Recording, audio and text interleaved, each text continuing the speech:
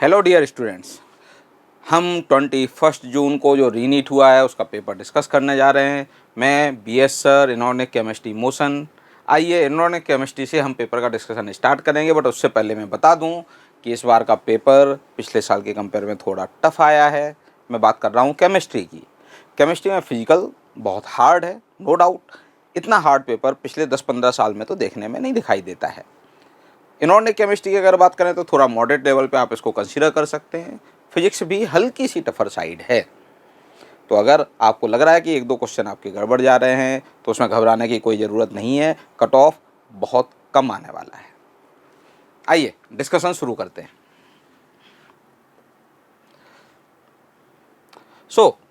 पहला क्वेश्चन क्या है? लिस्ट 1 में मॉलिक्यूल दे रखे हैं और लिस्ट 2 में पूछी गई उनकी जियोमेट्री क्या आएगी।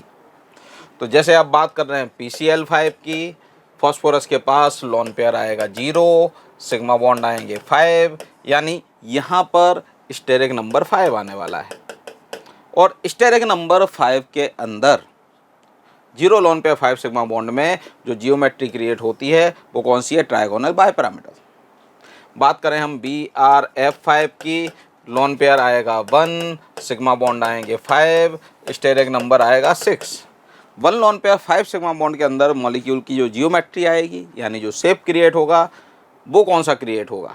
Square pyramidal. यानी बी मैच करेगा किससे? 4 से।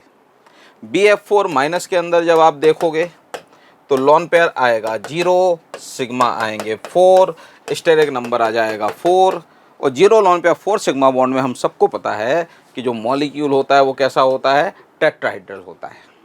रही बात NiCN4 की, तो बेटा NiCN4 में निकल +2 के साथ साइनाइड है, और साइनाइड है स्ट्रॉन्ग फील्ड लिगेंड। आपको पहले भी बताया है कि जब D8 आ जाए जो कि निकल +2 में है और स्ट्रॉन्ग फील्ड लिगेंड आ जाए तो बैक पेयरिंग का केस बनता है। बैक पेयरिंग में आपको 3D8 कुछ इस तरह से देखने को मिलता है। ऐसे में आपके पास एक D वैकेंट है, आपके पास 4S वैकेंट है, आपके पास 4P वैकेंट है, और इनको मिला के जब आप हाइब्रिडाइजेशन करोगे कोऑर्डिनेशन नंबर 4 के साथ, वो DsP2 बैठेगा। और DsP2 हाइब्रिडाइजेशन में जो जियोमेट्री आती है, जो शेप आता है, वो कौन सा आता है? स्क्वायर प्लेनर आता है। Square planar. तो A को मैच करना चाहिए किससे? 3rd से। B को मैच करना चाहिए किससे? 4th से। C को मैच करना चाहिए 1st से, और D को मैच करना चाहिए 2nd से। आपका आंसर 1st आएगा।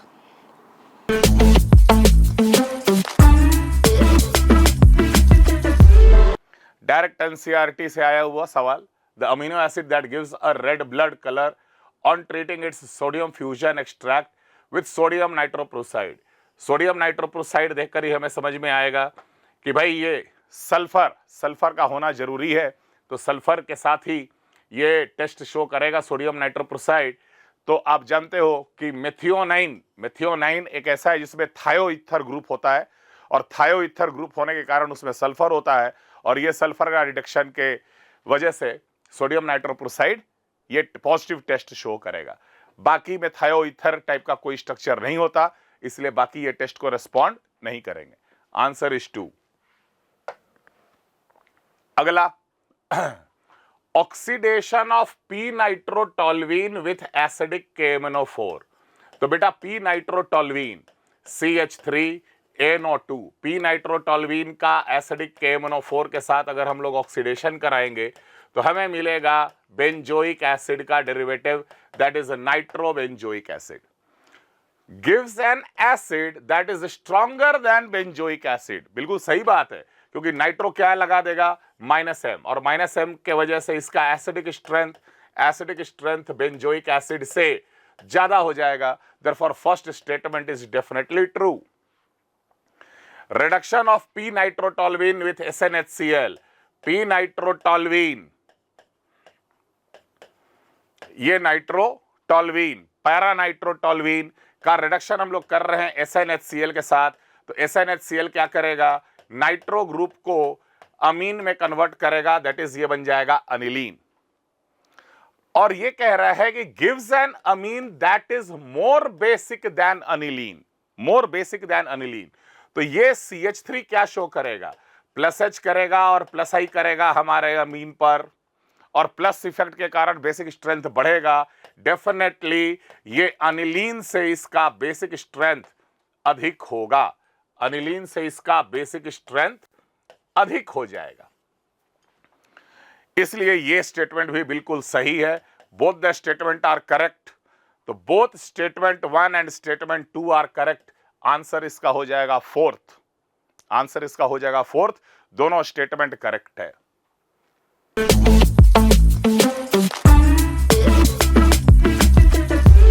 बच्चों एक क्वेश्चन था, the standard electrode potential E not हमें निकालना है Fe+3 से Fe+2 के लिए।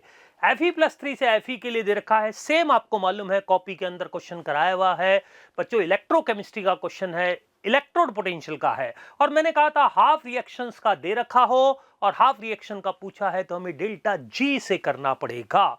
तो बच्चों ये जो फर्स्ट आप लोगों को गिवन है Fe+3 से Fe, इसके लिए हम निकालेंगे सबसे पहले delta G1 naught minus n. N कितना हो गया बच्चों रिएक्शन का 3, F E naught, E naught की वैल्यू -0.04। तो बच्चों ये आएगा -0.12 F। ये तो आ गया फर्स्ट रिएक्शन के लिए डेल्टा G1 नॉट। बच्चों सेकंड उसने डेटा दे रखा है Fe+2 से Fe। Fe+2 से Fe के लिए हम निकालेंगे delta G2 naught minus NF E naught. N कितना इस रिएक्शन का 2, F बच्चों ये माइनस माइनस यहां प्लस भी हो जाएगा, F E naught, E naught की वैल्यू है -0.44। अगेन माइनस माइनस प्लस होकर 0.88 F इसका डेल्टा G2 नॉट आ गया है। ऑब्जेक्ट है हमारा Fe+3 से Fe, Fe+3 से Fe+2 के लिए हमें निकालना है बच्चों। Fe+3 से Fe+2 के लिए हमें निकालना होगा, यही उसने पूछा है। तो बच्चों ऑब्जेक्ट रिएक्शन लाने के लिए हमें क्या करना पड़ेगा, इक्वेशन 1 - 2 करना होगा, तभी ऑब्जेक्ट रिएक्शन आएगी। तो फिर हम लिख सकते हैं delta G naught equal to delta G1 naught minus delta G2 naught. भाई डेल्टा G नॉट हो गया ऑब्जेक्ट रिएक्शन के लिए, delta G1 naught first reaction, delta G2 naught second reaction. यहां पर हमने लिखा -NF E naught, delta G1 naught की वैल्यू 0.12 F, डेल्टा G2 नॉट की वैल्यू 0.88 F। F कॉमन आकर कट हो जाएगा बच्चों। N ऑब्जेक्ट का N है 1, E नॉट अब यहां पर आप माइनस करेंगे तो -0.76, F तो कट हो ही गया है, तो माइनस माइनस भी कट होकर E नॉट का आंसर बनेगा 0.76 वोल्ट। 0.76 वोल्ट आंसर बच्चों फर्स्ट हो जाएगा। देख लीजिए आप लोग।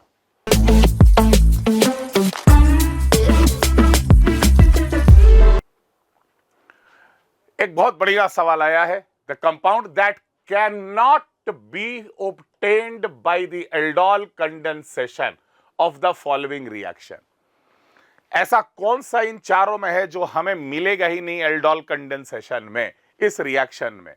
तो भाई यहां पर हम देख रहे हैं कि इसके पास अल्फा H तो है लेकिन इसके पास अल्फा H नहीं है, तो यहां पर क्रॉस एल्डोल भी होगा और साथ में सेल्फ एल्डोल भी होगा। तो अगर मैं सबसे पहले सेल्फ एल्डोल प्रोडक्ट की बात करूं तो यहां 2 मिथाइल है और यहां डबल बॉन्डेड O, 2 मॉलिक्यूल को हम लोग लाते हैं अगल बगल। मैं शॉर्टकट से प्रोडक्ट बना रहा हूं, मैं शॉर्टकट से प्रोडक्ट इसका बना रहा हूं, जो हम लोग शॉर्टकट पढ़े हैं उसी प्रोडक्ट शॉर्टकट से प्रोडक्ट बना रहे, सीधे कंडेंसेशन प्रोडक्ट। तो हम लोग जानते हैं कि यहां पर 2 हाइड्रोजन होगा, यहां ऑक्सीजन होगा, और इस प्रकार H2O हटा दो और उसे डबल बॉन्ड से जोड़ दो तो हमारा ये सेल्फ एल्डोल प्रोडक्ट मिल जाएगा। सेल्फ एल्डोल प्रोडक्ट बेटा कुछ ऐसा दिखेगा, सेल्फ एल्डोल प्रोडक्ट कुछ ऐसा इसमें दिखेगा आपको। सो ऑब्वियसली हम लोग को ये सेकंड नंबर तो मिल रहा है, सेकंड नंबर मिल रहा है। पूछ रहा है कि कौन सा नहीं मिलेगा। दूसरा, अगर हम क्रॉस एल्डोल की बात करें तो क्रॉस एल्डोल प्रोडक्ट भी कुछ ऐसा आपको दिखेगा कि हाँ भाई O डबल बॉन्डेड CH और PH है, तो यहां का 2 हाइड्रोजन और यहाँ का ऑक्सीजन हटा के इसे डबल बॉन्ड के साथ जोड़ देंगे। देयरफॉर जैसे ऊपर हम लोग प्रोडक्ट बनाए वैसे ही हम लोग नीचे प्रोडक्ट बना रहे हैं, और ये नीचे प्रोडक्ट बनाएंगे तो ये प्रोडक्ट कुछ हमें ऐसा दिखेगा, डबल बॉन्डेड CH PH। तो यहां पर होगा बेटा ज्योमेट्रिकल आइसोमर, ज्योमेट्रिकल आइसोमरिज्म होगा, इसलिए सिस भी मिलेगा, या यूं बोलो ई भी मिलेगा और जेड भी मिलेगा, ई भी मिलेगा जेड भी मिलेगा। लेकिन ये प्रोडक्ट हम लोगों को नहीं मिलेगा, कारण कि हमें एल्डोल में हमेशा मिलता है अल्फा बीटा अनसैचुरेटेड कार्बोनिल।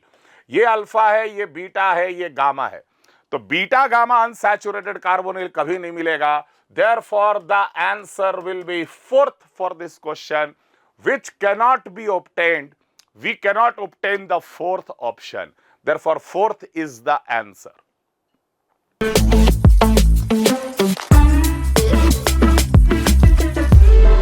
ये क्वेश्चन है for a salt XY which is a strong electrolyte, the plot of molar conductance versus under root of concentration। बच्चों डकबी हकल इक्वेशन जो मैंने आप लोगों को बता रखी है उसका स्लोप दे रखा है। क्या इक्वेशन है बच्चों? Molar conductance of the concentrate solution at infinite dilution के साथ रिलेटेड करते हैं, तो ये हमारी डकबी हकल इक्वेशन है। अब इसके अंदर हमें पाई एम और अंडर रूट ऑफ कंसंट्रेशन के बीच में ग्राफ है जिसका स्लोप आपको नेगेटिव में दे रखा है -90। तो मतलब a की वैल्यू है बच्चों, क्योंकि y equal to mx plus c. m slope हो रहा है, स्लोप कितना है a, और बच्चों वो वैल्यू कितनी आ जाएगी 90, क्योंकि माइनस माइनस हो जाएगा। क्लियर है? तो हमें निकालना है बच्चों, सबसे पहले पाई एम दे रखा है, a रख देंगे, कंसंट्रेशन दे रखी है, पाई इंफिनिटी निकालेंगे। चलो रखते हैं। तो बच्चों यहां पर हम कहेंगे ये वैल्यू हो गई है 145, पाई इंफिनिटी हमें निकालना है। देखते जाइए आप लोग। स्लोप मैंने अभी बताया था बच्चों 90, under root of concentration, concentration की वैल्यू कितनी दे रखी है 0.01, मतलब 10 की पावर -2।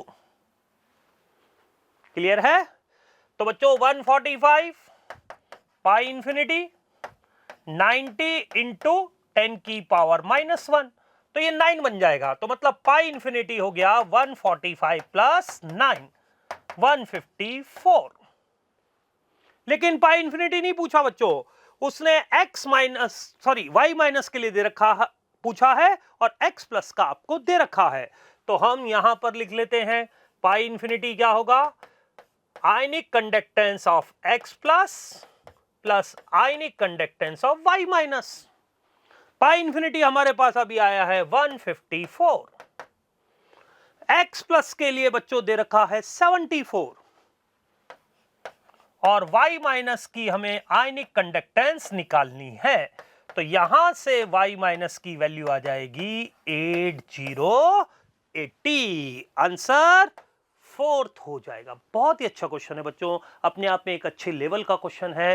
पहले हमें डकबी इक्वेशन को स्ट्रेट लाइन इक्वेशन से कंपेयर कर स्लोप देखना था, वो 90 आ गया। फिर इसमें वैल्यू आपको दे रखी है बच्चों मोलर कंडक्टेंस की 145, इनफाइनाइट डाइल्यूशन पर हम निकालेंगे, स्लोप 90 दे रखा है, कंसंट्रेशन 0.01 मतलब 10 की पावर -2, सॉल्व करते हुए इनफाइनाइट पर आएगी 154, 154 इक्वल टू करते हुए आप निकालेंगे तो ionic conductance of y minus हमें मिलेगी 80। देख लीजिए आप लोग।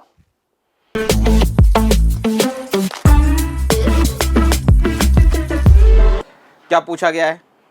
आयोनाइजेशन एनर्जी ऑक्सीजन की कम है नाइट्रोजन से भी और फ्लोरीन से भी। तो देखो जरा, जो एसर्शन ए है, आयोनाइजेशन एनर्जी ऑक्सीजन और नाइट्रोजन में नाइट्रोजन की ज़्यादा आती है, बिल्कुल सही बात है।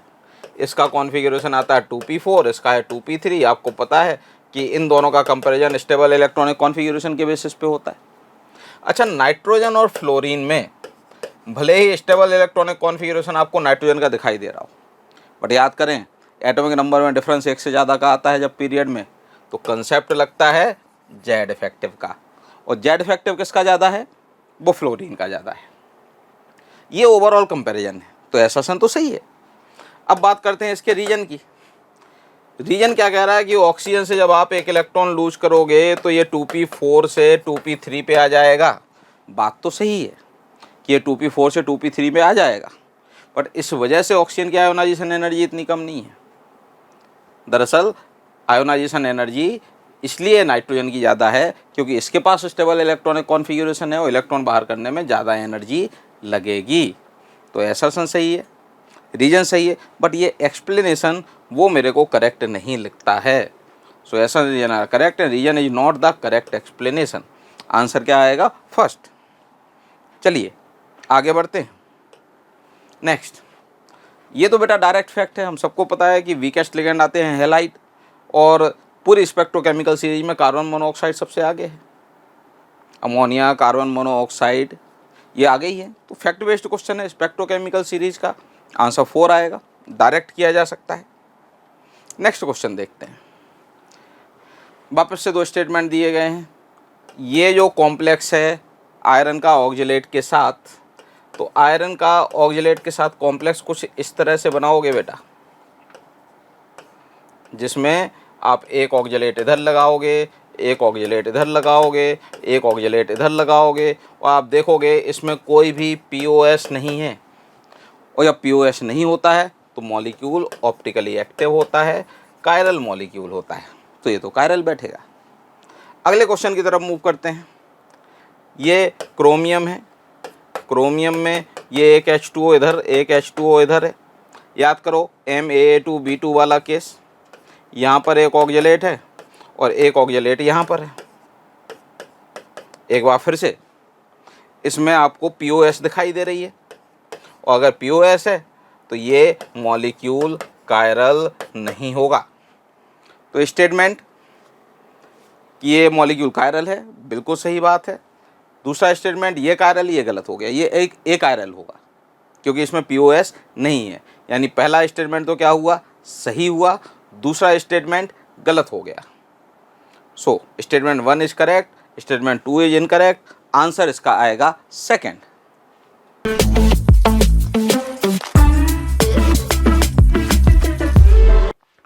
For the following reaction sequence choose the correct option. तो भाई सबसे पहले बेंजीन लिया गया, इसके ऊपर कराया गया Friedel Crafts acylation. Friedel Crafts acylation, तो फ्रिडल क्राफ्ट असाइलेशन में हमें मिलेगा यहां पर असीटोफेनॉन, और असीटोफेनॉन का जब हम लोग कर लिए NaOCl which is same as haloform reagent Cl2 NaOH, तो हम लोग इसे पार्ट को तोड़ देते हैं, we get salt of carboxylic acid, salt of carboxylic acid plus haloform, and that haloform is basically chloroform. अब ऑप्शन देखते हैं। P and Q are aromatic compound, गलत। अगर ये P है ये Q है तो Q aromatic नहीं है। If P gives a carboxylic acid on acidification, Q gives a poisonous gas on exposure to air and light.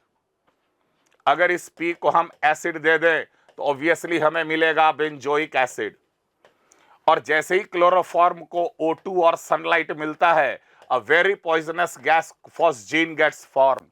बिल्कुल सही बात है, therefore the answer will be second. Both P and Q are carbonyl compound, ये भी गलत है। If P is a sodium salt of carboxylic acid, Q is a primary alcohol. Q primary alcohol नहीं है, Q क्लोरोफॉर्म है। Answer is 2।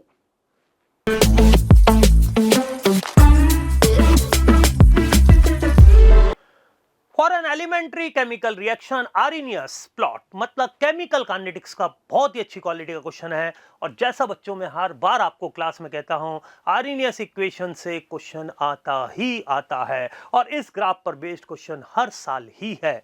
तो बच्चों आपको आर्नियस इक्वेशन मैंने बता भी रखी है, लेकिन यहाँ एलन की फॉर्म में है बच्चों, तो e टू दी बेस चलेगा। तो ln k is equal to ln A minus EA upon RT। 2.303 नहीं आएगा बच्चों, ठीक है। अब K की वैल्यू दे रखी है E square, ln A is the intercept. बच्चों ग्राफ का इंटरसेप्ट कांस्टेंट होता है, y equal to mx plus c से कंपेयर कर लो, नेगेटिव स्लोप आ रहा है, और इंटरसेप्ट कितना है 6, तो सारी वैल्यू रख दो। ln e स्क्वायर, k की वैल्यू क्या दे रखी है, e square, ln a is the intercept, कितना है बच्चों 6, ये हमें दे रखा है 6.64 किलो जूल में, और r की वैल्यू है बच्चों 8.3। अब इसको किलो जूल की जगह आप जूल में लिखो, 1000 से मल्टीप्लाई, ये 8.3 टेम्परेचर हमसे पूछा गया है। क्लियर है? तो बच्चों इस 2 को आगे ले आएंगे, log a की power b, b log a, 6 minus 6.64 into 1000 upon 8.31 into t। ln e बच्चों 1 होता है, ln e इज 1। इस वाली टर्म को इधर लाओ, इधर 2 बचेगा, उसको उधर ले जाओ, तो 6.64 into 1000 upon 8.31 into t equal to 4, क्योंकि 2 6 में से माइनस करेंगे तो 4 रह जाएगा। अब t निकालना है, उसको इधर, इसको इधर ले आइए बच्चों, यहां पर हम सॉल्व कर लेते हैं, तो t equal to 6.64 into 1000 upon 8.31 into 4। Clear है? तो बच्चों यहां से जब हम सॉल्व कर रहे हैं तो आंसर आपका कितना आ जाएगा, सॉल्व करो, थोड़ा बहुत अप्रोक्सीमेशन में ले सकते हैं, ठीक है? तो नियरली आई थिंक 200 केल्विन के अराउंड आंसर आएगा। करिए, सॉल्व कर देख लीजिए एक बार।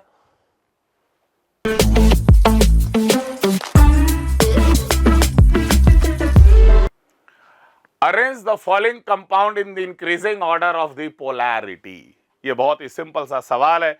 सबसे ज्यादा पोलर होगा कार्बोक्सिलिक एसिड, कार्बोक्सिलिक एसिड के बाद होगा एल्कोहल, एल्कोहल के बाद होगा कीटोन, कीटोन के बाद होगा इथर, DBCA। सबसे अधिक D, उसके बाद B, उसके बाद C, उसके बाद A। Answer will B third.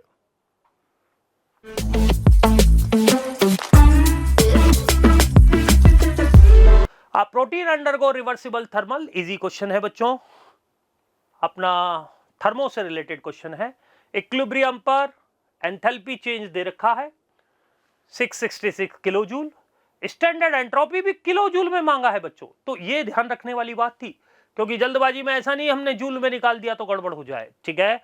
और टेम्परेचर 60 डिग्री सेंटीग्रेड दे रखा है, तो बच्चों यहां पर हमें मालूम है at equilibrium delta G naught क्या हो जाएगा 0, तो delta S naught is equal to delta H naught upon T, simple Gibbs equation के अकॉर्डिंग। डेल्टा एच नॉट दे रखा है बच्चों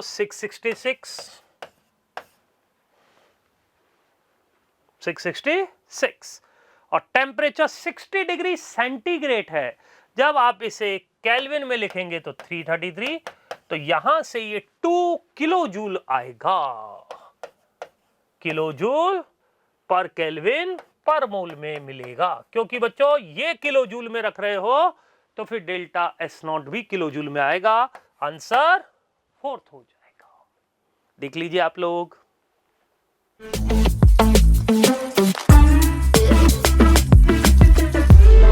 consider the following statement, statement based question है बच्चों। An ideal solution thus found obtained Raoult's law throughout the composition range। सही बात है बच्चों, आइडियल सॉल्यूशन बोलते ही इसको है जो सारे टेम्परेचर, कंसंट्रेशन, प्रेशर पर रॉल्ट्स लॉ को फॉलो करता है, तो ये स्टेटमेंट बिल्कुल सही है। Mixture of chloroform and acetone show negative deviation, बिल्कुल सही है बच्चों। क्लोरोफॉर्म और एसीटोन, बच्चों आपको सेम एग्जांपल कॉपी में करा रखा है, आप देखिए ये का यही एग्जांपल आपका कॉपी में है। दोनों आपस में हाइड्रोजन बॉन्ड बना लेते हैं, मॉलिक्यूल जुड़ जाएंगे, वोलेटाइल नेचर कम, तो नेगेटिव डेविएशन बिल्कुल सही है। Mixture of aniline and phenol show, ये भी बच्चों हाइड्रोजन बॉन्ड बना लेते हैं, पॉजिटिव डेविएशन नहीं होगा, ये गलत। तो बच्चों कौन कौन से स्टेटमेंट सही जा रहे हैं, A and B, answer fourth हो जाएगा। देख लीजिए आप लोग एक बार।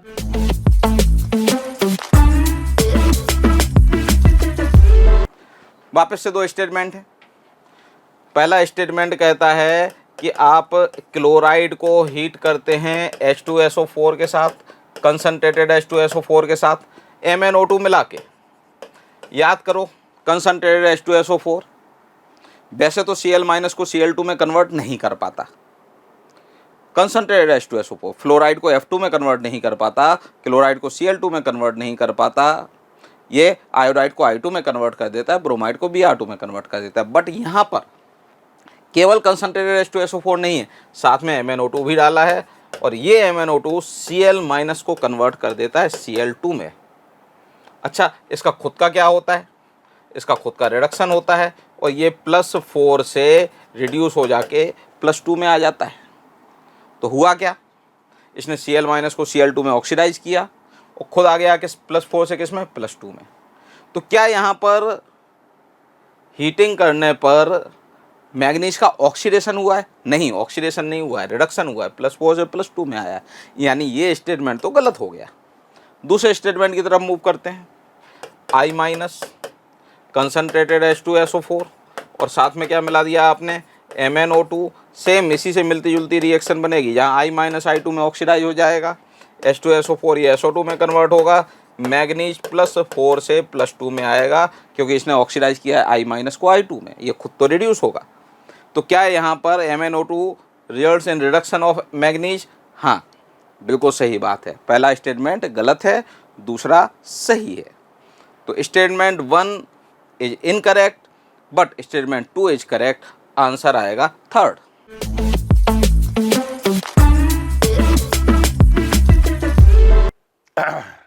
एक बहुत ही अच्छा सवाल। ट्रांस ब्यूट 2-इन upon treatment with Br2CCl4। Trans but 2-इन व्हेन ट्रीटेड विथ Br2CCl4। बेटा ये ट्रांसल्कीन है और इसके ऊपर हम एंटी एडिशन कर रहे हैं। सिस पे एंटी थ्रियो देता है, लेकिन ट्रांस पे एंटी क्या देता है, एरिथ्रो। तो जब हम यहां पर एरिथ्रो बनाने का कोशिश करेंगे तो ये हमें मिलेगा मीजो। दो कायरल सेंटर मीजो फॉर्म, हम लोग को एक ही प्रोडक्ट मिलेगा। अब हमें यह चेक करना है कि क्या ये मीजो है कि नहीं।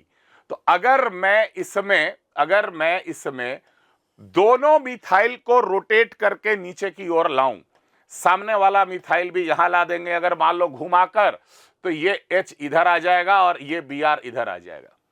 और पीछे वाला कार्बन को भी अगर हम घुमा के नीचे लाएं तो यहां पर ही CH3 आ जाएगा और यहां पर आएगा Br और यहां आएगा H।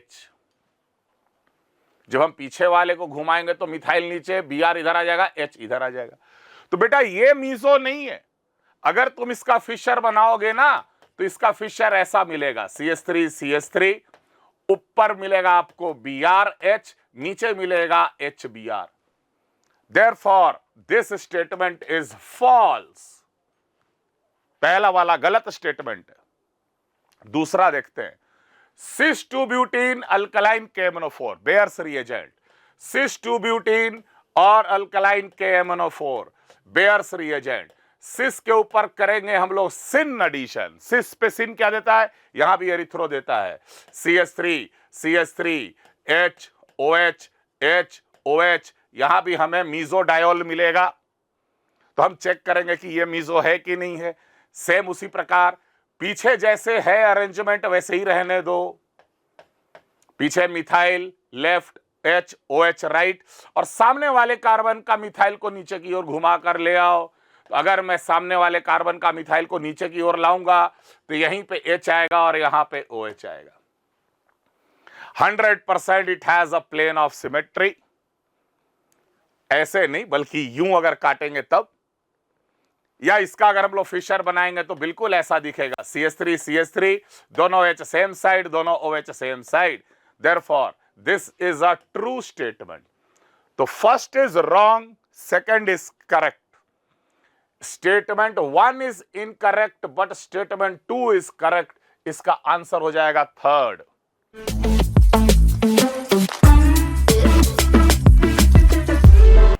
The highest occupied molecular orbital of Ne2। तो बेटा Ne2 का इलेक्ट्रॉनिक कॉन्फ़िगरेशन आप देखो, ये सिग्मा 1s2 से स्टार्ट होता है और सबसे लास्ट में जो 2 इलेक्ट्रॉन आपको दिखाई देते हैं वो सिग्मा 2pz में हैं। तो जितने भी ऑक्यूपाइड मॉलिक्यूलर ऑर्बिटल हैं उन सब में जो हाईएस्ट ऑक्यूपाइड मॉलिक्यूलर ऑर्बिटल है वो सिग्मा स्टार 2pz है।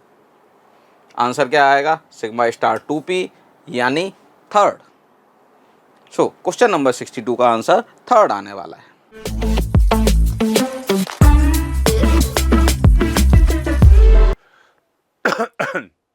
The following carbocation is stabilised by, हम लोग जानते हैं कि ये कार्बोकैटायन को ये क्या शो करेगा? Plus H। और प्लस H कैसा ओवरलैप है? Sigma P overlap is called plus H। बहुत कॉमन हम लोग पढ़ते हैं।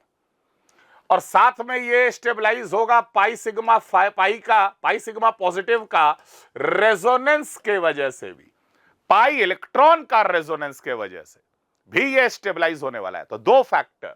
तो कह रहा है कि इसका एम्प्टी p ऑर्बिटल का इंटरेक्शन किसके साथ है? तो हम बोलेंगे एम्प्टी p ऑर्बिटल का इंटरेक्शन सिग्मा के साथ है और ये पाई इलेक्ट्रॉन्स के साथ है। Field sigma and field pi orbital, answer will B fourth. Answer will B fourth.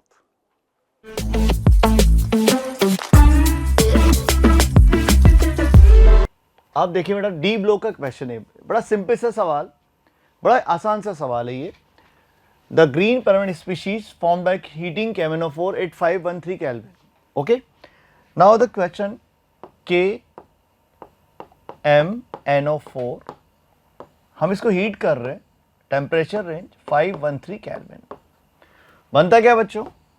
K2MnO4 plus O2। Potassium permanganate, this is potassium magnet,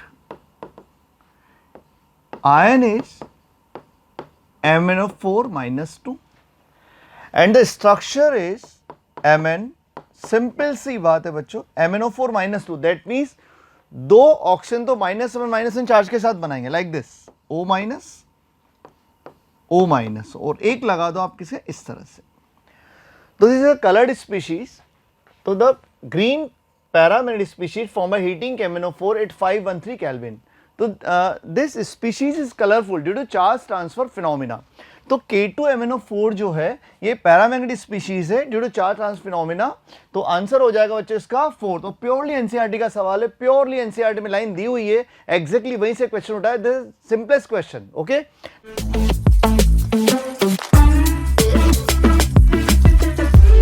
next question देखा जाए, करेक्ट स्टेटमेंट क्या होगा?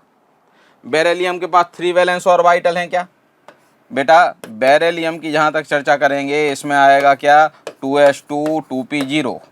तो 2s का वैलेंस ऑर्बिटल 1, 2p के valence orbital 3। तो 3 थोड़ी हैं, 3 और 1 मिला के 4 हुए ना वैलेंस ऑर्बिटल। तो पहला स्टेटमेंट गलत हुआ।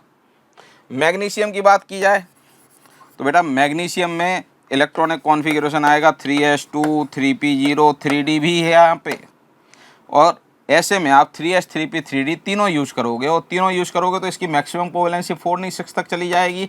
ये भी गलत हो गया। बात करें हम एल्यूमिनियम की, तो एल्यूमिनियम में भी 3s यूज कर सकते हो, 3p यूज कर सकते हो, 3d यूज कर सकते हो। इन तीनों को यूज करोगे तो मैक्सिमम कोवेलेंसी इसकी भी 6 जाएगी, और ये तो एनसीईआरटी की लाइन ही है।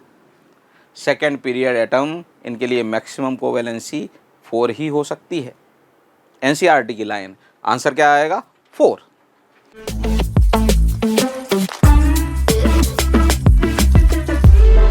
डायरेक्ट एनसीईआरटी से उठाया हुआ सवाल है। एनसीईआरटी का जैसे ही आप देखोगे वो प्रोटीन और पेप्टाइड का चैप्टर जहां स्ट्रक्चर्स के बारे में गिवन है, the correct statement about the peptides and protein is only the protein having a quaternary structure are biologically active। no, tertiary भी होता है, सभी तरह के होते हैं, इसलिए पहला गलत है। in beta pleated sheet structure peptide chains are held together by intermolecular H bond, ये बिल्कुल 100% सही स्टेटमेंट है। in alpha helix polypeptide chain is twisted into a left hand screw, it is actually right hand screw, इसलिए गलत. Tertiary structure of protein has 2 or more polypeptide subunit, ये भी गलत statement है. Therefore the answer is 2. Direct NCERT का protein structure से related ये सवाल बिल्कुल एनसीईआरटी में लिखा है. ये answer will B 2.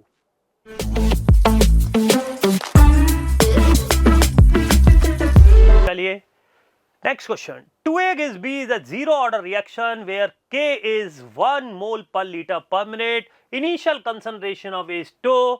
Then time taken for completion of 75%. Simple question है, केमिकल काइनेटिक्स का क्वेश्चन है. भाई जीरो ऑर्डर के लिए आपको मालूम है X इक्वल टू KT. अब 75% कंप्लीशन मतलब X equal to 0.75 A. Half life 0.5 A होती है, A/2 जिसे हम बोलते हैं. 75% 0.75 A. अब ये चीज आप लोग यहां फॉर्मूले में रख दीजिए. 0.75 A equal to KT, time हमें निकालना है. तो 0.75 A अपॉन K. बच्चों सारी वैल्यू रख दो.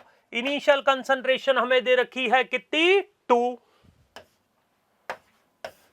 K की वैल्यू कितनी दे रखी है, 1. तो बच्चों ये आ जाएगा 1.5 मिनट. क्योंकि भाई K की वैल्यू मिनट में है तो ये भी मिनट में ही आएगा. आंसर 4th हो जाएगा. देख लीजिए आप लोग.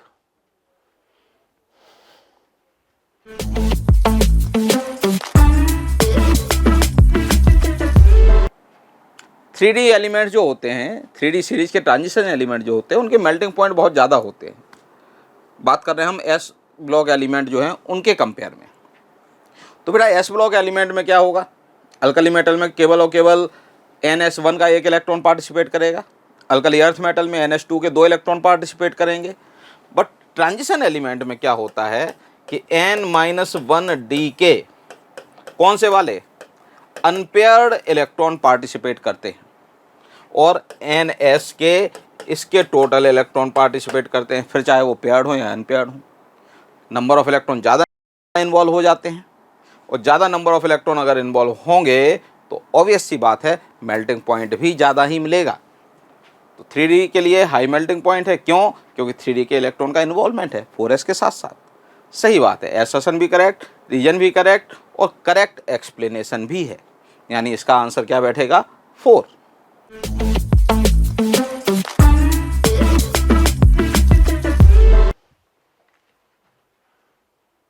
चलिए next question.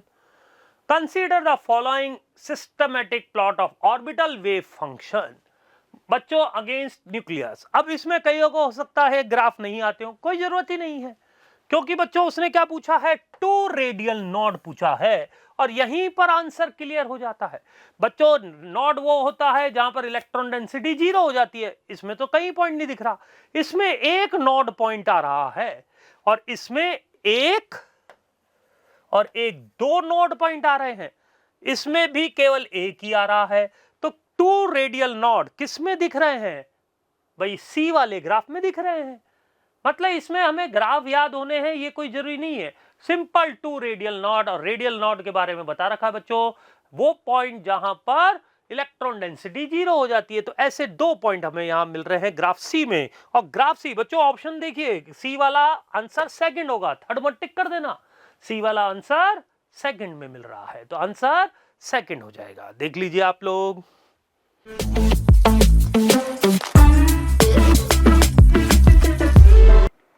Identify the reaction which gives aniline as the major product. चलो अब यहीं पे लिख देते हैं. साइनाइड का LiLH4 क्या देगा, CH2NH2 देगा. मतलब यहां अनिलीन नहीं मिला.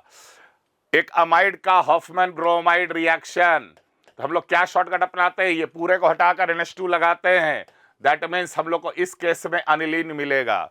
NaBH4 के साथ nitro compound, no reaction.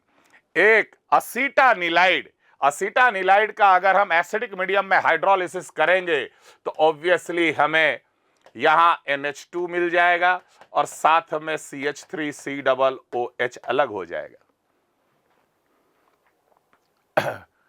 Clear. तो अनिलीन हमें यहां मिल रहा है, मतलब कि बी और डी,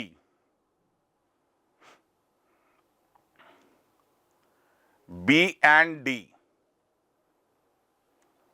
हाँ, तो B and D are correct. किस में आ रहा है भाई? Answer is first, B and D. B and D में अनिलीन हम लोग को मिल रहा है। ओके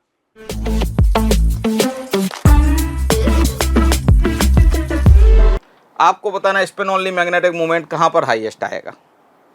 तो देखें जरा, ऑप्शन नंबर 1 में आयरन +3 है और स्ट्रॉन्ग फील्ड लिगेंड है। आयरन +3 का जो कॉन्फ़िगरेशन आएगा वो क्या आएगा? 3d5। और 3d5 में जब स्ट्रॉन्ग फील्ड लिगेंड होता है तो आपको याद होगा कि आपको पहले T2G पैक करना होता है, उसके बाद EG पैक करना होता है। ऐसे में अनपेयर्ड इलेक्ट्रॉन आएगा 1। ऑप्शन सेकंड देखा जाए, ऑप्शन सेकंड में आपको दिखाई दे रहा है कोबाल्ट +3 जिसमें 3d6 आने वाला है, स्ट्रॉन्ग फील्ड लिगेंड आने वाला है। और याद करो ऑक्टाहेड्रल कॉम्प्लेक्स में जब स्ट्रॉन्ग फील्ड लिगेंड आता है पहले T2G पैक करते हो फिर EG पैक करते हो।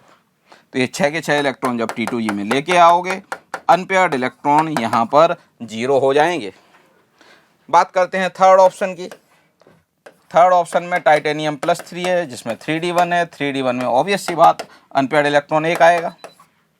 फोर्थ ऑप्शन को देखो, फोर्थ ऑप्शन में आपको मैग्नीज +3 दिखाई दे रहा है जिसमें 3d4 है।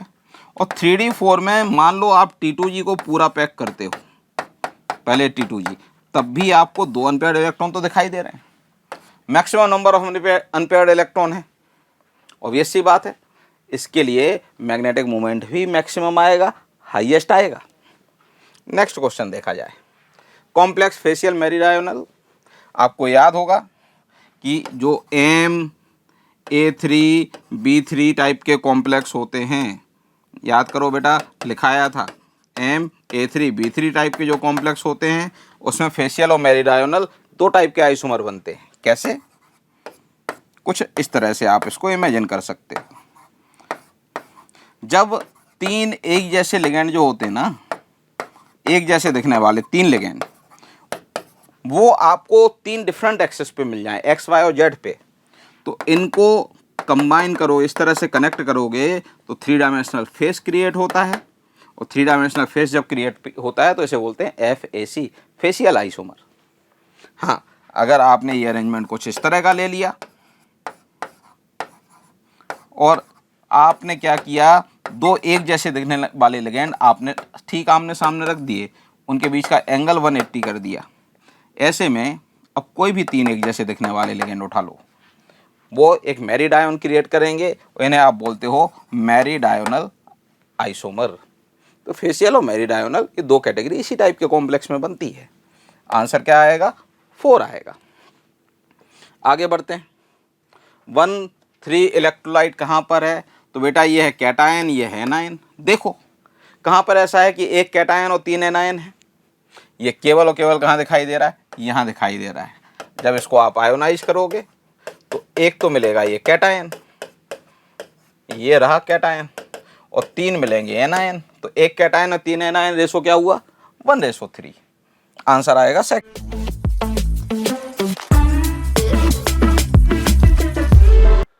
कंसीडर द बच्चों, बहुत ही अच्छा क्वेश्चन और थर्मो का क्वेश्चन है, कार्नोट साइकिल से बेस्ड क्वेश्चन है।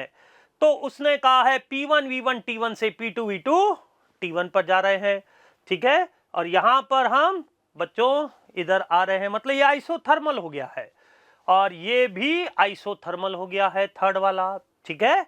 और वो खुद बोल रहा है प्रोसेस 2 and 4 आर एडियाबैटिक। तो आइसोथर्मल वर्क डन आप निकाल सकते हैं W1। बच्चों यहां पर ऑप्शन से आप देख लीजिए, एलन की टर्म में है तो आपको मालूम है क्या होता है, work done -2.303 nRT log V2 by V1। लेकिन 2.303 नहीं आएगा, nRT वर्क डन का फॉर्मूला क्या है? 2.303 nRT log V2 by V1। लेकिन हमें मालूम है बच्चों 2.303 नहीं आएगा क्योंकि एलन की टर्म में दे रखा है, तो माइनस और ये log e to the base हो जाएगा। क्लियर? तो बच्चों नंबर ऑफ मोल्स कितने हैं 1। कैलोरी में आंसर मांग रहा है, वो देखो आपको कैलोरी में तो R की वैल्यू 2। टेम्परेचर इस प्रोसेस में है T1 log V2 by V1 मतलब ln V2 by V1। ऐसे ही वर्क डन थर्ड निकालिए बच्चों। मतलब वैसे देखा जाए तो आइसोथर्मल वर्क डन का आपको फॉर्मूला लगाना है। अब इसमें क्या है, टेम्परेचर T2 है तो बच्चों माइनस n तो मोल 1 ही है, R की वैल्यू 2 है, टेम्परेचर T2 है, ln volume V4 bye V3, V4 bye V3। अब दोनों को ऐड कर दो तो ऑप्शन हमें कौन सा मिल रहा है, fourth is the correct answer. तो बच्चों थोड़ा सा कॉन्सेप्चुअली उसको समझने की जरूरत थी, बाकी तो फिर आइसोथर्मल वर्क डन का फॉर्मूला लग रहा है, देख लीजिए आप लोग। चलिए next question. In acidic medium, बच्चों रेडॉक्स का क्वेश्चन है। 10 ml 0.25 m oxalic acid reacts with the KMnO4 solution. The volume of KMnO4 required at the ending point is 10 ml. The strength of KMnO4 solution. Acidic medium में है बच्चों, तो आपको याद होना चाहिए KMnO4 oxalic acid H2C2O4 acidic medium में react करता है, तो KMnO4 किस में जाता है, Mn+2 में जाता है। ऑक्सैलिक एसिड किस में कन्वर्ट होता है, CO2 में कन्वर्ट होता है। बच्चों ऑक्सीडेशन नंबर यहां पर Mn का +7 है, यहां पर +2 है, कितने का चेंज हुआ, 5 का पर एटम, तो इसका वैलेंसी फैक्टर 5 आ जाएगा। यहां पर कार्बन का ऑक्सीडेशन नंबर +3 है, यहां पर +4 है, कितने का चेंज हुआ, 1 पर एटम। लेकिन बच्चों 2 कार्बन है तो डबल हो जाएगा, मतलब वैलेंसी फैक्टर 2 आ जाएगा। अब हम बोलेंगे gram equivalent of oxalic acid is equal to gram equivalent of KMnO4। N1V1 बराबर N2V2। नॉर्मलिटी क्या होती है बच्चों, molarity into valency factor. Molarity कितनी दे रखी है ऑक्सैलिक एसिड की, 0.25 into valency factor oxalic acid का 2, वॉल्यूम 10 ml है। इसकी नॉर्मलिटी को हम लिख लेंगे बच्चों molarity into valency factor. Valency factor कितना है इसका, KMnO4 का 5, और KMnO4 का वॉल्यूम भी कितना दे रखा है, 10 ml। 10 से 10 कट हो जाएगा, यहां से जब आप सॉल्व कर रहे हैं इजी कैलकुलेशन है, 0.1 आएगा। Answer is 4th। आंसर बच्चों 4th हो जाएगा, देख लीजिए आप लोग।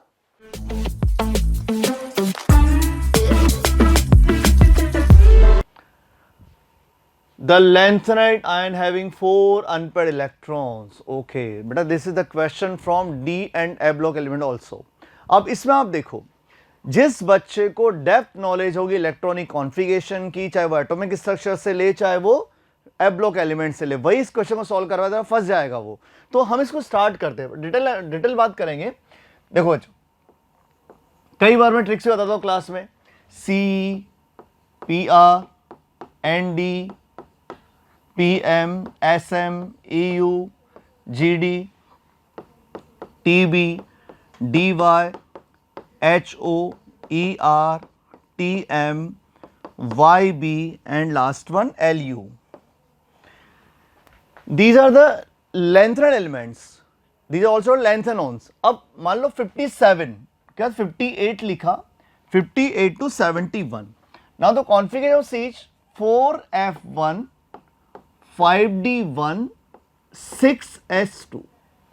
ये सीरियम का हो बच्चों, 4F1, 5D1, 6S2। नाउ अब चेंज होता है इसमें 4F3, 5D0, 6S2 means 59th electron यहां पर चेंज आएगा। 4F2 तो होना ही था, 4F2 तो होना ही था, बट हुआ क्या, PR is an element of A block. So how can you accommodate the electron into D subshell? तो तो डी का इलेक्ट्रॉन मूव करेगा यहाँ 4f3 5d0 6, और भी कई रीजन हैं इसके, तो 4f4 now 4f5 4f6 4f7 5d0 6s2। अब 4f7 जो है वो हाफ फील्ड इलेक्ट्रॉनिक कॉन्फिगरेशन है, हाफ फील्ड। तो यार ये क्या चाहेगा बच्चों, 4f अपने हाफ फील्ड को खराब नहीं करना चाहेगा, तो होगा क्या ना 4f7 5d1 6s2। अब जो खेल यहां हुआ, कहां पर हुआ, 58 to 59, जो यहां वही यहां होगा, कैसे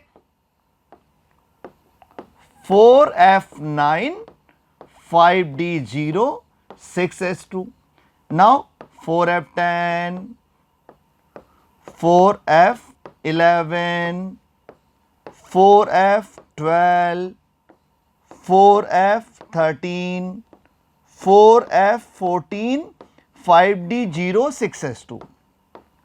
ये बच्चों आपको 70 एटॉमिक नंबर तक आ गया। अब अगर 71 जो है इसको हम यहां से रफ करके यहां लिखते हैं, 71 को यहां लिख लेते हैं, 71 जो है यहां ले लेते हैं हम लोग 71 में क्या होगा, LU 4f14 5d1 6s2। okay, now question is the lengthened ion having 4 unpaired electrons, 4 unpaired।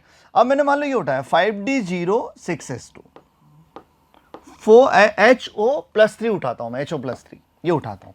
तो आप HO+3 को अगर हम बनाएं, HO+3 को अगर हम बनाते हैं तो क्या होगा बेटा, इसके अंदर HO+3 को बनाए, 2 इलेक्ट्रॉन तो यहां से गए। अब 11 देखो, 4f मैं बनाता हूं आपको सामने यहां पर, 1 2 3 4 5 6 7 and this 6s2। okay, 4f11 1 2 3 4 5 6 7 8 9 10 11 हो गया बच्चे। नाउ HO+3 2 तो ये गए आउटर मोस्ट शेल से। Now paired electron unpaired first, एक ये गया, तो कितने हो गए, n = 4। Question is talking about the total number of 4 unpaired electron in which species, किसमें है 4। तो आपको अच्छे से नजर आ रहा है, जब मैंने HO के 3 इलेक्ट्रॉन से हटाए, 2 तो 6 से हटाए 6s से, और 1 इलेक्ट्रॉन हटाया मैंने 4f से, तो n = कितना है बेटा 4, नंबर ऑफ अनपेयर्ड इलेक्ट्रॉन्स कितने आ गए 4। तो इसका मतलब ये वो एक डेप्थ सवाल था, दिखने में लगा बड़ा आसान है। अगर इस क्वेश्चन में आपको कॉन्फ़िगरेशन का आइडिया नहीं है तो आप इस क्वेश्चन को टच नहीं कर सकते। ओके, तो हम बार बार बोलते थे, पूरे साल पूरे ईयर बोलते थे कि यार एफ ब्लॉक एलिमेंट कॉन्फ़िगरेशन देखना जरूरी। तो आंसर क्या होगा बच्चे उसका, HO+3। Okay, now next question, बढ़िया सवाल था, बढ़िया मेहनती सवाल था, अच्छा सवाल था।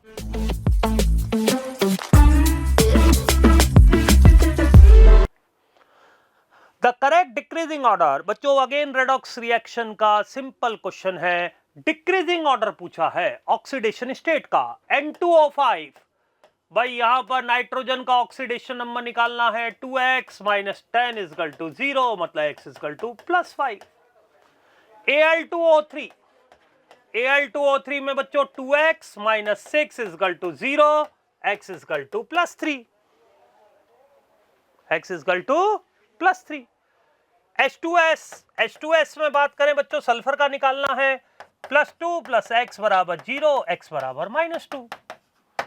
तो हाईएस्ट ऑक्सीडेशन नंबर N2O5 का है, फिर Al2O3 का है, और फिर सल्फर का है, मतलब आंसर फर्स्ट ही हो जाएगा। Answer is first. क्लियर है, देख लीजिए बच्चों आप लोग एक बार।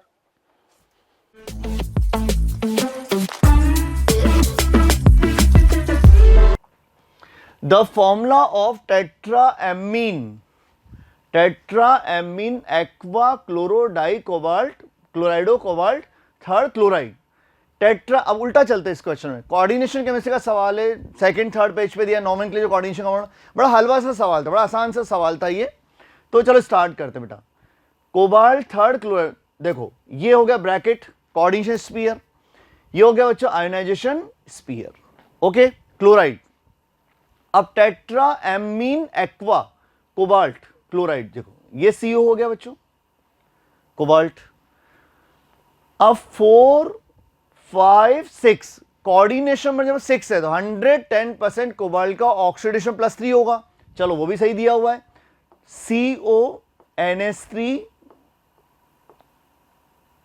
NH3 होल 4 हो गया बच्चों। ये भी एक्वा, ये हो गया आपका H2O। क्लोराइडो, थोड़ा सा मुझे रब करना पड़ेगा इसको। H2O, ये क्लोराइडो हो गया बेटा as a ligand.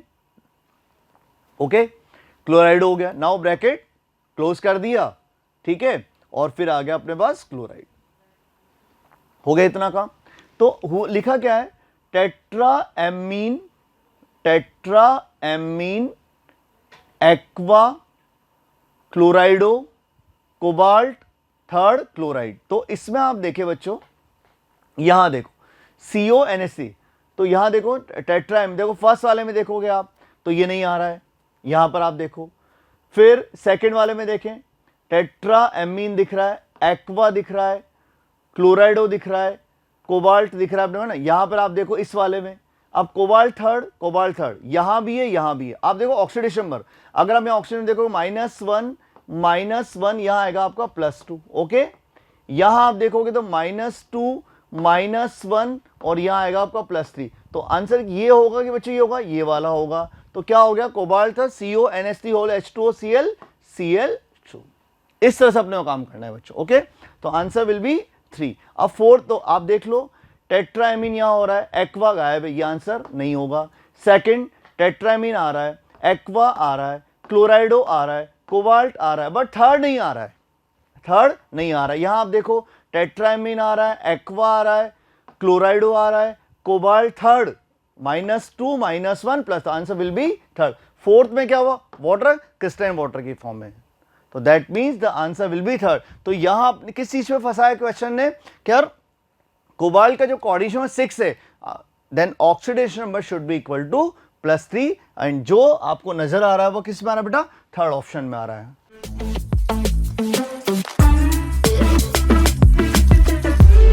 Consider the following reactions, choose the correct option. कोई भी देख के पहचान लेगा कि ये कौन सा रिएक्शन है।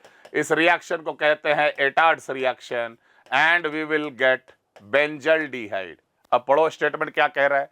Compound P can be prepared by treating benzene with anhydrous AlCl3 and CH3COCl। ये तो बिल्कुल गलत है, हमें तो असीटोन मिले, असीटोफेनॉन मिलेगा इस केस में। Friedel craft acylation. On treatment with bromine water compound P gives a white precipitate. क्या इसको मैं ब्रोमीन वाटर के साथ ट्रीट करूंगा तो ट्राई ब्रोमो डेरिवेटिव मिलेगा? कभी नहीं, एक ब्रोमो मेटा पे लगेगा बस, इसलिए सेकंड भी गलत है। Compound P is obtained by the hydrogenation of benzoyl chloride with PD on BaSO4, Rosenmund reaction.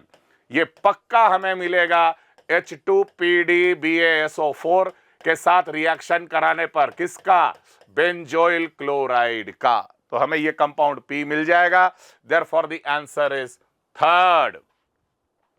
On treating compound P with saturated sodium bicarbonate, brisk effervescence carboxylic acid या strong acid देता है। Aldehyde कभी भी acidic नहीं।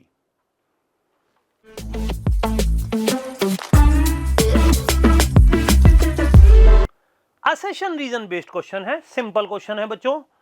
वो कह रहा है ideal solution colligative property, solution colligative property का क्वेश्चन है। आइडियल सॉल्यूशन के लिए डेल्टा H मिक्सिंग 0 होता है, बिल्कुल सही है। डेल्टा V मिक्सिंग 0 होता है, बिल्कुल सही है। Assertion is correct. Reason, no interaction between P and Q in the light of above statement. सही बात है बच्चों, आइडियल सॉल्यूशन में दोनों लिक्विड के बीच में कोई अट्रैक्शन नहीं होता है, साधु सन्यासियों का काम होता है नो रिएक्शन। तो बिल्कुल सही। तो बच्चों हम कह देंगे assertion correct, reason correct, correct explanation, answer fourth हो जाएगा। Answer is fourth. देख लीजिए बच्चों,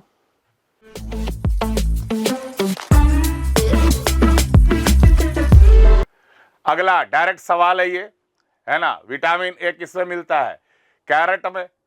विटामिन B12 तो आपका meet.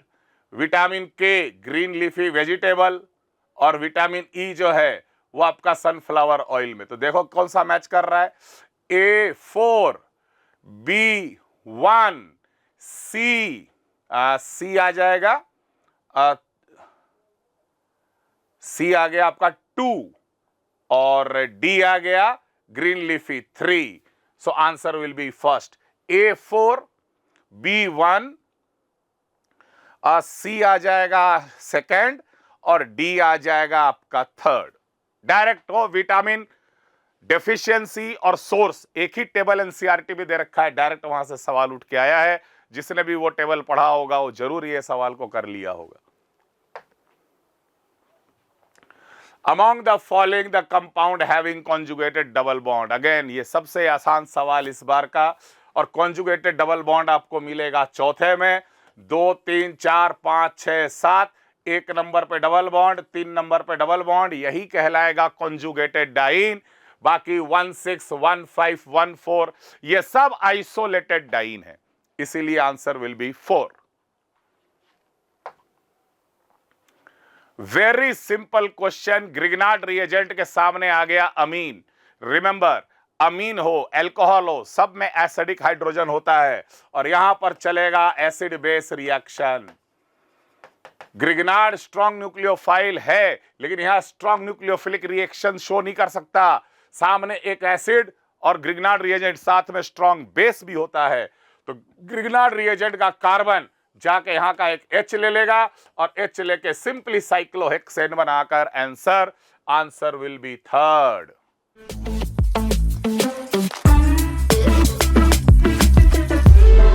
Two moles of ideal gas grow free expansion from 10 liter to 100 liter. The value of delta S system and delta S surrounding. भाई सबसे important बात है free expansion. Delta S system तो आप निकाल ही लेंगे, डेल्टा एस सिस्टम आ जाएगा। कैसे आएगा भाई, आपको बता रखा है 2.303 NR, ठीक है, log V2 by V1। तो बच्चों 2.303 नंबर ऑफ मोल्स 2 है, R की टर्म में आंसर दे रखा है, log V2 है 100, V1 10। बच्चों ये log 10 बन गया, log 10 की वैल्यू कितनी होती है 1, तो ये हमारे पास आ गया 4.606 R। ये तो सिस्टम का आ गया। अब फ्री एक्सपांशन होता है तो बच्चों Q is equal to 0। Surrounding के लिए कोई हीट नहीं होगी, तो फिर delta S surrounding is equal to Q by T. Q 0 होगा तो हम कहेंगे डेल्टा एस सराउंडिंग भी 0 आएगा, आंसर थर्ड हो जाएगा। बस मेन इंपॉर्टेंट पॉइंट जो ध्यान रखना था वो फ्री एक्सपांशन में आ रहा है, देख लीजिए बच्चों।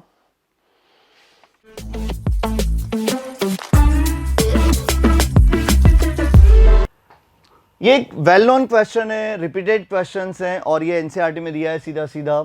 एक सिंपल सी बात अपन करते हैं, this is a question on periodic table classification of elements. Okay, among the following option the correct trend in the element in the electron gain enthalpy, that means electron gain, electron affinity। बच्चों हम लोग पढ़ाते हैं आपको क्या, second period elements and third period elements. जो third period elements है उनकी इलेक्ट्रॉन एफिनिटी जो होती है वो सेकेंड पीरियड एलिमेंट से क्या होती है, ज़्यादा होती है। क्योंकि क्या होता है, अगर हम ऐसे बात करें फ्लोरीन, ब्रोमीन, आयोडीन, ये लिखा हमने, मतलब avoiding the third period element. Top to term चला, रेडियस बढ़ेगा, इलेक्ट्रॉन एफिनिटी क्या होगी, कम होगी। ठीक है यार, इलेक्ट्रॉन एफिनिटी हो गया। Now chlorine, bromine, iodine, top to bottom, when you move from top to bottom into a group the radius continuously increased and इसी रेशो में electron affinity continuously decreases. Okay, now fluorine, अब आता असली खेल, fluorine, chlorine, bromine, iodine. मेरा well known favourite question है ये, जो मैं साल भर करवाता हूं बच्चों को बड़ा मजे से। क्या कि मैंने क्या बोला, second period element and third period elements. तो सेकंड पीरियड एलिमेंट्स की electron affinity third period element से क्या होती है बेटा, कम होती है। रीजन क्या है, फ्लोरीन जो है मैं यहां अगर बात करें, हम कंपेयर चलो यही करते हैं, smallest size charge density maximum as compare to fluorine. जो क्लोरीन का है वो साइज बड़ा है एंड चार्ज यहां पर थोड़ा ऐसा है इस फॉर्म में, और यहां पर खेल ऐसा है।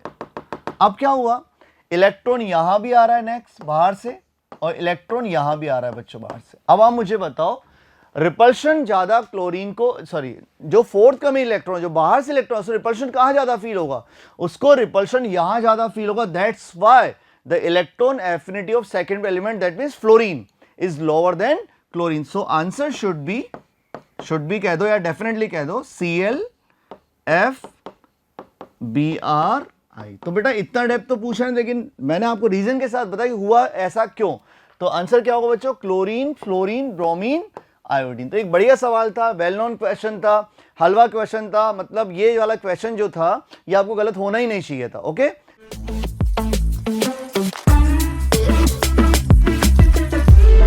बच्चों कैलकुलेटिव वाइज बहुत टिपिकल क्वेश्चन है ये आप लोगों का। वैसे कॉन्सेप्ट वाइज तो इजी है, थोड़ा सा आप आइडिया लेकर सीक्वेंस को डिसाइड कर सकते हैं। आपको साल्ट दे रखे हैं और उनका केएसपी दे रखा है, डायरेक्ट केएसपी से तो नहीं आएगा, आपको सॉल्युबिलिटी निकालनी पड़ेगी। तो बच्चों ये हमारा कौन सा है, AB टाइप है, और AB टाइप में सॉल्युबिलिटी क्या होती है, अंडर रूट KSP। बच्चों KSP कितना दे रखा है, 5 × 10 की पावर -13, या इसको लिख सकता हूं 50 × 10 की पावर -14। 50 का अंडर रूट 7.07 के अराउंड मान लीजिए, 7 से थोड़ा सा ज्यादा 7.1 मान लो, कोई दिक्कत नहीं है, अप्रोक्सीमेशन से ही आपको करना पड़ेगा। भाई ये सेकंड वाला कौन सा है, ये AB2 है। इसमें सॉल्युबिलिटी क्या होती है, KSP/4 का क्यूब रूट। तो बच्चों 1/4 × 10 की पावर -15 का क्यूब रूट, देख लो आप, 1 × 10 की पावर -15 रख दिया, /4 का क्यूब रूट। क्लियर है। अब 1/4 हो गया बच्चों 0.25 × 10 की पावर, या 0.25 का क्यूब रूट × 10 की पावर -5, 0.25 × 10 की पावर -5। अब बच्चों इसका क्यूब रूट कैसे लोगे, भाई क्यूब रूट लेने में आप लोगों को यहां पर थोड़ी सी टिपिकल रहेगा, अप्रोक्सीमेशन से लीजिए, थोड़ा सा अप्रोक्सीमेशन से। 0.25 का अंडर रूट जानते हो, 25 × 10 की पावर -2 का अंडर रूट, 5 × 10 की पावर -1 मतलब 0.5।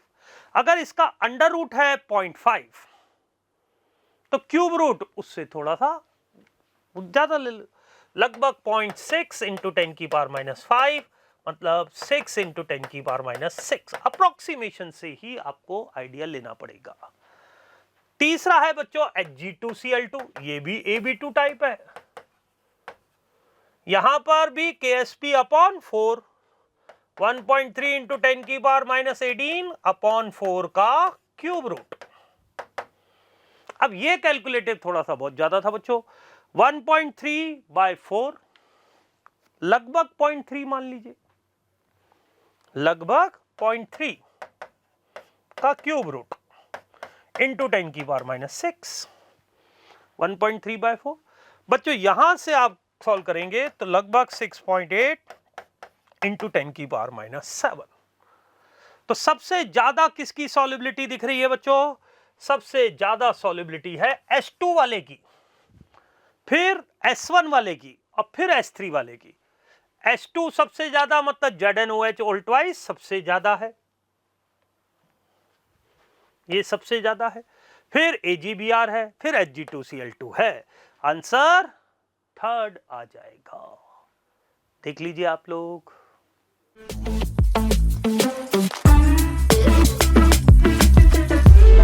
ये एक ऑर्गेनिक का सवाल है, ऑर्गेनिक का एक अच्छा सवाल है, इसमें स्टीरियो भी लगा दिया उन्होंने, रिएक्शन मैकेनिज्म भी लगा दिया, हाइड्रोकार्बन्स भी आ गए। चलो स्टार्ट करते हैं, बढ़ाते हैं इसकी महफिल को आगे बढ़ाते हैं।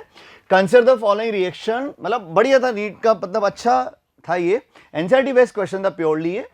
Consider the following reaction sequences and choose the correct options. चलिए बच्चों स्टार्ट करते हैं यहां से, PH C triple bond C CH3, okay, Na plus liquid ammonia,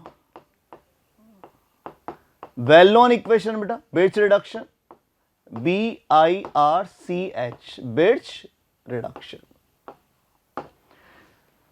this catalyst is only responsible for the trans product. तो यहां जो बन जाएगा हमारा बनेगा PH CH double bond CH CH3, okay. यहां चले हम लोग H2PDC, H2PDC, this is Lindlar catalyst, this is Lindlar catalyst, okay बच्चों। Now it is only responsible for the forming cis product, okay. चलो मैं सिस बनाया, PH CH double bond CH CH3। तो बच्चों अब देखो आपसे पूछा चूज द करेक्ट स्टेटमेंट, चलो आगे भी बढ़ जाएंगे, no issue. Choose the correct statement, तो आप fourth and option, this is K, this is K and this one is L। तो K and L are geometrical isomers. This is cis and this is trans. What is the definition of geometrical isomer? Geometrical isomer is the part of stereoisomerism and it means configuration isomerism. Definition क्या होती है? Molecular formula same, बिल्कुल same है, structure formula same, बिल्कुल same है, दोनों का IUPAC name लिखने जाओ बिल्कुल सेम आएगा, लाइक सिस और ट्रांस, वो अलग बात है। मॉलिक्यूलर फॉर्मूला सेम है, इसमें क्या स्ट्रक्चर फॉर्मूला क्या दिख रहा है बेटा, सेम दिख रहा है, बट क्या हो रहा है, स्टीरियोकेमिकल फॉर्मूला डिफरेंट नजर आ रहा है, ओरिएंटेशन जो है, ओरिएंटेशन क्या डिफरेंट नजर आ रहा है, यहां पर ये सिस फॉर्म है, यहां पर ये ट्रांस। आंसर क्या, K and L are geometrical, आगे ज्योमेट्रिकल आइसोमर। अगर हम आगे बढ़ते हैं, अगर हम यहां आगे बढ़ते हैं, plus HBr, this is an electrophilic addition reaction. कौन सी रिएक्शन बच्चों, ये इलेक्ट्रोफिलिक एडिशन रिएक्शन। तो इसमें क्या बेटा, एक स्टेबल कार्बोकेटाइन बनेगा, हम इसमें प्लस M इफेक्ट लगाएंगे फिनाइल ग्रुप का, प्लस M इफेक्ट की वजह से यहां पर इस तरह से खेल होगा, यहां से लगेगा प्लस M और बच्चों यहां से लगेगा plus H, alpha H, and we know very well resonance is much more dominant over hyperconjugation effect, okay. तो यहां पर क्या कार्बोकेटाइन बना, इस पर Br लगा दो आप, तो PH CHBr CH2 CH3, ये हो गया, ओके। नाउ अगर हम इस साइड से चले, क्या HBr, यहां से चले, HBr बेंजोइल पेरोक्साइड, पेरोक्साइड कोई भी लिखा हो, HBr के पेरोक्साइड दिया है। कई बार मैंने बोला बच्चों आपको कि जैसे HBr के पेरोक्साइड आ जाए, that means question is talking about the FRAR, free radical addition reaction. तो यहां पर ER से एक अलग खेल होता है। यहां पर क्या होगा बच्चों, आपको पहले स्टेबल फ्री रेडिकल बनाना है, उस स्टेबल फ्री रेडिकल के पास वाले C पर आपको ब्रोमीन लगाना होता है, क्योंकि पहला अटैक किसका होता है, ब्रोमीन फ्री रेडिकल का होता है in spite of H free radical. तो यहां पर जो बनेगा वो बनेगा PH, पहले ये बनेगा देखो बच्चों, PH CH CHBr CH3, फिर फाइनली जो H फ्री रेडिकल अटैक करेगा और यहां बन जाएगा PH CH2 CHBr CH3। चलो कायरल कार्बन है, डेफिनेटली कायरल कार्बन है। चलो स्टार्ट करते हैं बात, क्या कहना क्या चाहता। First option, K and L are enantiomers. K and L are both are not enantiomer. These are the examples of diastereomers because geometrical isomers are also known as diastereomers. तो फर्स्ट ऑप्शन तो बच्चों खत्म। Second, M and N, M कौन सा हो गया, M आपका ये हो गया और N हमारा ये हो गया, okay. M and N are geometrical isomers. कहां मतलब कैसा बेवकूफ समझा इन्होंने, कैसे बनाया बताओ, ज्योमेट्रिकल आइसोमर रेस्ट्रिक्टेड रोटेशन, यहां तो आप देखिए कायरल कार्बन है, ये तो ऑप्टिकल आइसोमर्स है, इसका मतलब ये भी फिनिश। एम मतलब ये जो कंपाउंड दोनों क्या शो करेंगे, ऑप्टिकल आइसोमेर, ज्योमेट्रिकल से दूर दूर तक नामो निशान नहीं है बच्चों। फिर आए M and N are stereoisomers, M and N are stereoisomer. आप देखो बेटा ये स्ट्रक्चरल आइसोमर्स हैं, ये दोनों हमारे स्ट्रक्चरल आइसोमर्स हैं, बिकॉज इनका स्ट्रक्चर फॉर्मूला सेम नहीं है। तो both are M and N are structural isomer. इसका मतलब बच्चों ये भी क्या हो गया, फिनिश। नाउ एक ऑप्शन है अपना के एंड, तो आंसर तो अपने स्टार्टिंग में आ गया था। तो लेकिन बेटा किस्मत ऐसी होती है कि अपने फोर्थ ऑप्शन तक जाएंगे तब अच्छा ये पूछ रहा था। तो बच्चों ये अपने पास था, 4 क्वेश्चंस थे। ओके,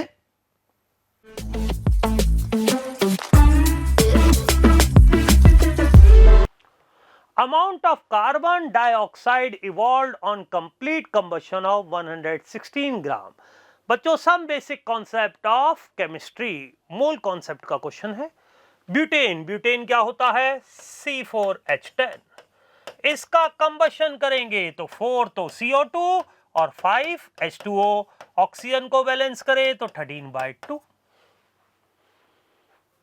जो गिवन है वो LHS में कौन है, C4H10, किसमें, ग्राम में। जो पूछा जाता है वो RHS में कौन, CO2, किसमें, ग्राम में। अब बच्चों बैलेंस रिएक्शन क्या कह रही है, 1 मोल ब्यूटेन मतलब 100, ये कितना हो गया 58 gram butane on combustion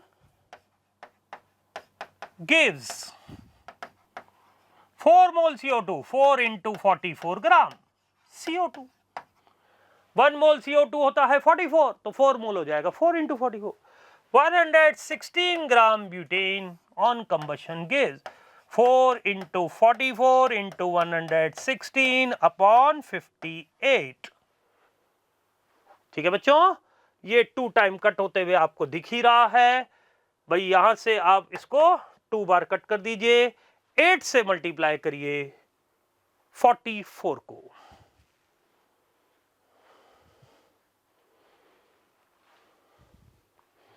eight into 44 करो बच्चों, कितना आ जाएगा, नियरली 352 ग्राम।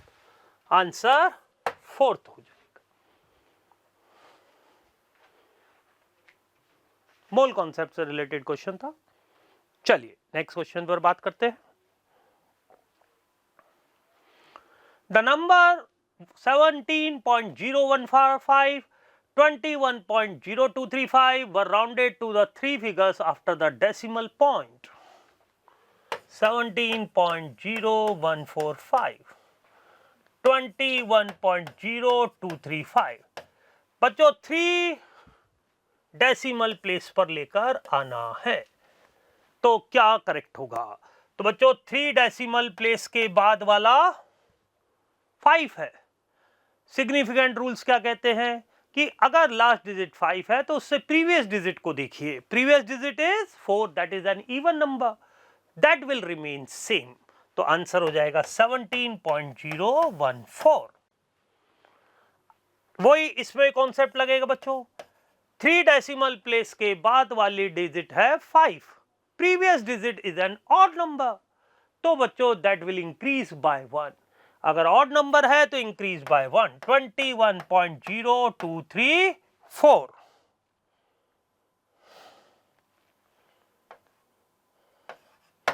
थ्री की जगह 4 आ जाएगा बच्चों। तो आंसर 17.014, 21.024 आंसर सेकंड हो जाएगा। देख लीजिए आप लोग।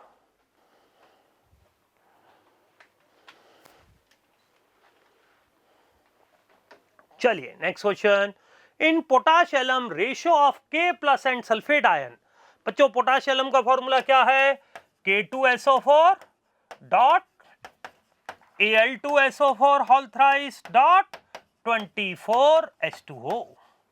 तो पोटेशियम आयंस कितने हैं, 2, और सल्फेट आयन कितने हैं बच्चों, 1 तो ये रहे और 3 ये रहे, 4।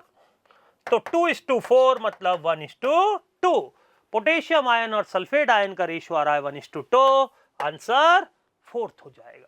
तो बच्चों ये 16 क्वेश्चंस हमारे फिजिकल केमिस्ट्री से आए थे। अच्छे अपने आप में लेवल के क्वेश्चन थे, थोड़ा सा ये कहूँगा कैलकुलेटिव ज़्यादा थे, लेकिन आपने अच्छा किया होगा। Thank you.